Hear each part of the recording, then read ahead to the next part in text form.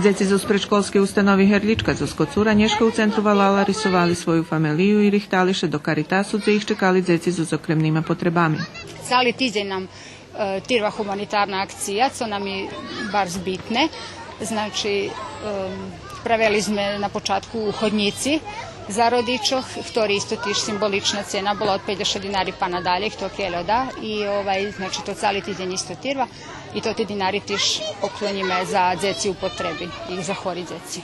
Za školjarov nižších klasov v osnovnej školi Bratstvo jedinstvo Nješka bol sportski deň. U baviskog bez hranicov oni preverjevali svoju švitkosť i schopnosť. Dzieci lubią dzieciński tydzień, pretože się wszędzie slučuje, znači da gdzie się idzie, mamy sportske aktivnosti, pravime daco, znači abo zo skvica, abo lipkame, maljujeme. So zrižnima aktivnostami dzieciński tydzień się označuje i u Keresturskej školi Petro Kuzmjak. Nješka među inšim za školjarov gimnaziji otrimane interdisciplinarne prepodavanje o familiji. Robili sme familiju zo istoriji Nohoboku, zo sociologiji Nohoboku, zo pedagogiji Nohoboku i familiju jednu u praksi, która familija zo 7 dzecmi.